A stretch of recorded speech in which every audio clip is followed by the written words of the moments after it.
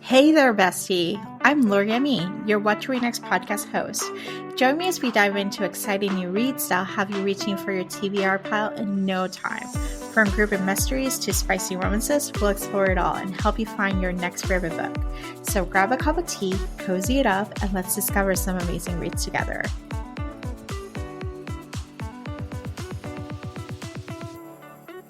Hello, Becky. Welcome to the What to Read Next podcast. Hi, Laura. I am so happy to be here. So happy to have you back. So today we're talking all things orcs, which is a super niche of a monster, alien, otherworldly, paranormal romance. So niche, but it's a large group of books. And you're my resident orc expert. Who would have thought that that's your topics? Tell us what you've been up to since we last spoke. Well, since you asked, well, first of all, happy Orctober. Yeah. Oh, I done. It's Orctober. What I've been up to. Yeah, I've just been working on my podcast, Too Stupid to Live. And all last month, I got my orc assignment from you. And I was just knee deep. I was knee deep in a lot of books because I do have like my go-to orc authors. And I was like, I need to expand. So September was all about just expanding, discovering new orc authors, discovering new orc worlds. And I have to say, it was one of my better reading months. I mean, except for the ones on my podcast, they're great. Yeah, no, but you know what I mean. Personally, I am so glad that the reading assignment actually worked well and that you're just like, I plus a good reading month. Because sometimes it can be a toss-up. Sometimes it can be like, oh my gosh, what the heck am I reading? Yeah. It's like, I love orcs. I love orcs. But like, you know, I don't know if you're the same way, but like you have a craving for a certain kind of book and you just stick to the authors and sometimes like when you're doing it personally and it's not for like a podcast or for a show, you're kind of just sticking to that same author. And it does like, you do have to be like, oh wait, there are other authors out there. And I think that, and which is to say the very least. So it was like really nice to force myself to kind of just really explore what was out there. Yes. So talk to us about orcs. What are orcs? First things first, let's define them. And then let's talk about like, what do you love about the genre? Sure. Yeah. So orcs, it's actually very interesting. And I think a lot of people originally kind of associate orcs with Lord of the Rings. They're kind of the minions for kind of the villains in Lord of the Rings. I think a lot of people associate them with like kind of video games, like I think it's Baldur's Gate or like War of Warcraft. So they're just like kind of things you fight as you're playing. But I did realize that orcs are brought up like in like the tale of Beowulf and Grendel and stuff. Like people thought, I think Grendel was described in kind of like using the old Middle English kind of thing, like as an orc. So it is very interesting about like, well, like the origin of I'm not going to do this. Origin of orc.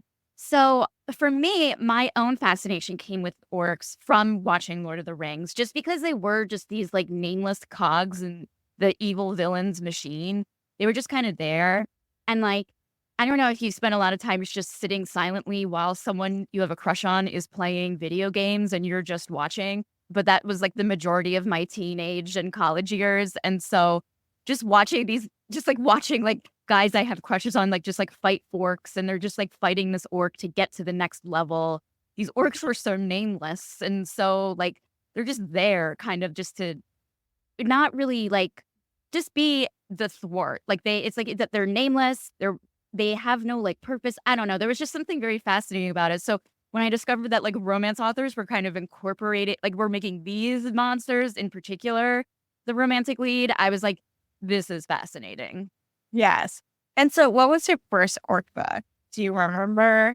Yeah, my first orc book actually was Ruby Dixon. She has a standalone orc book called The Half Orcs Maiden Bride.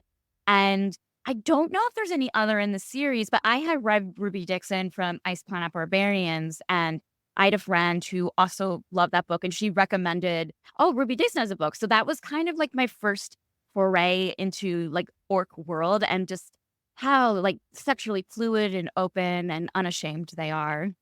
Yes. And so talk to us about what can you expect with like reading some of the orcs. And it may shift between authors and ways that they look at it. But are there any common themes that we can see from orc books that you may notice by reading a bunch of them? Yeah, like, so there are like different types of like monster romances. You've got your sweet, you've got your dark, but I feel like there's a lot of relatability in terms of like orcs have strong cultural roots. And like I think in a lot of these books, like are dealing with this like orc kind of struggling to not struggling, but just this inner conflict of adapting to modern times, adapting to their human love interest versus honoring their parents and familial ancestry. So I think in like across all of the genres, you kind of see that. You have like things about like acceptance and interspecies dating, which I think is a one-to-one these with today's times of just finding your identity and just like going off on your own and things like that. Yeah. Yeah. All right, let's get to the recommendations. You have a couple books to recommend to get started.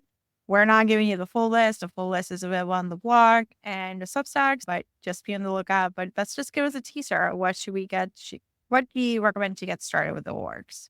Sure. Well, there's everything, like there's anything and everything. I think that you can, if you want to start off with something sweet, I do love the Honey Phillips Single Mom and the Orc. I think it's called Sweet Monster Treats. I think that's the series, but I just, if you love a grumpy sunshine and you like the grumpy, like falling immediately in love with an adorable, innocent baby, like an orc in that like role is so fantastic. I like don't usually seek out the idea of like, oh, the guy is suddenly bonding with this baby and blah, blah, blah, blah, blah. But then like all of a sudden, just reading this orc protective of this innocent, adorable little baby, I was like, now I see the appeal of the genre with humans. Love it. Wait, so you're like, okay, I'm better than the men right now. Exactly. Yeah. And I mean, I just think maybe it does have to do with like kind of the look of an orc. Like orcs, I think, are in the narrative, like are described as ugly and are like very just like the most monstrous. And so I think just the dichotomy of seeing something that like maybe we as in like our narrative shows as something that's the most dangerous, just cradling a baby, just I don't know. Not that I'm ever gonna have kids anytime soon, but I did feel my ovaries warm up a little bit. Not gonna lie. Well, there we go. We got a single mom and an orc. A friend mom who works 2 jobs and an orc. Man, she had so many jobs, had to fix up this thing. Like it was just, it's funny because like the storylines of, okay, why does like this child's childhood have to be complete with 2 parents? That I'm always like, ugh. Yeah. But this book worked. It didn't really kind of like delve into kind of the societal implications of that plot line. There we go. Awesome. Yeah. What's your next recommendation? Well, my next recommendation was going to be Forged by Magic, which I know Francesca recommended on your stream yesterday, I think. Yes. I was going to recommend it because it does feature a female orc. And I do find, I could be wrong, but just like in terms of, it's hard to find like a female orc lead and like a human man. I think that's something, I don't know. It just is what it is. And so I saw that and it was kind of like the closest. I thought it was such a cute book. But I will say, I will replace that just to give you an option, just so we're not repeating recommendations. Orc Bots by Emma Allison. I just started this series. It's very interesting. And now it doesn't feature an orc female lead, but I'm hoping one day it does, because this book does introduce a lot of awesome female orcs in their culture. And they have this little community. And like, it was just like, it was almost like I wanted to, like, I mean, I wanted like a Golden Girls style sitcom with like the female orcs in that book, and just like see that as a TV show, because it was just, there was a sisterhood of orcs. And I was like, yeah. I am excited to try this one for sure. I'm like, okay, you got sisterhood of orcs and you got like hopefully a series that you can just dive into it. So. Exactly. Yeah. I mean, granted, they are side characters. The main plot point is kind of a heterosexual love story. It's this future dystopia. You got that going on. But for some reason, I was like, I love these lady orcs and how they all support each other. That's But they're still so like gruff and like prone to anger. They're still very much like their monster selves, but they're also like, you're my best friend. I support everything you do. Huh, huh, huh. swords. Like, it's just like, it's perfect. It's just perfect. Yes. Awesome. Okay, so Finley Fenn, I think, was the first kind of, after I read the Ruby Dixon book, my friend then recommended Finley Fenn, and then that kind of was like, oh, this is the author for me. When I would want an orc book, I would read one of the Orc Sworn series. So I feel like I'd be remiss if I didn't recommend my favorite Finley Fenn book, which is The Duchess and the Orc. I reread it last week, and like, I'm like, was in tears on my couch because just there's like a mental health representation in here, which I feel like it's very interesting to kind of see how mental health and neurodiversity has been portrayed in fantasy novels.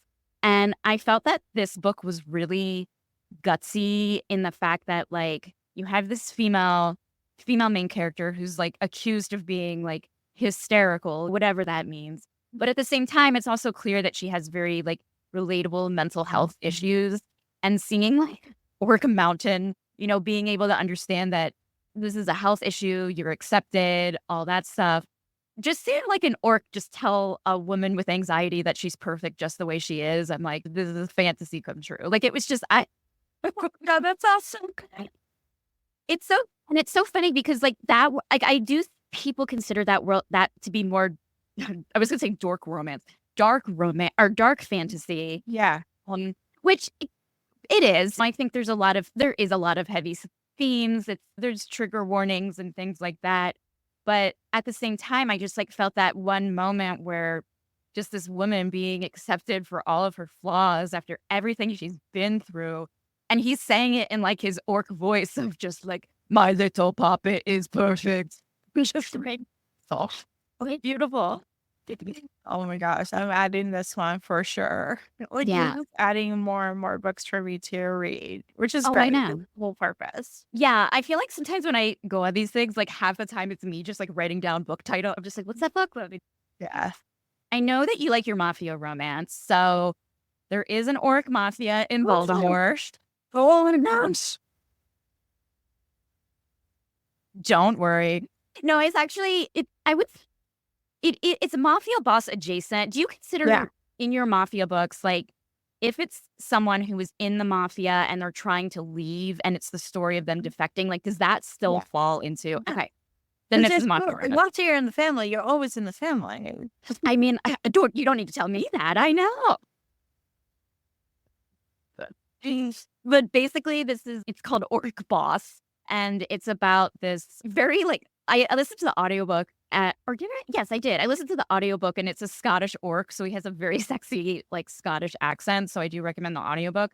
But he's like trying to kind of get revenge for what the main crime family like did to his family.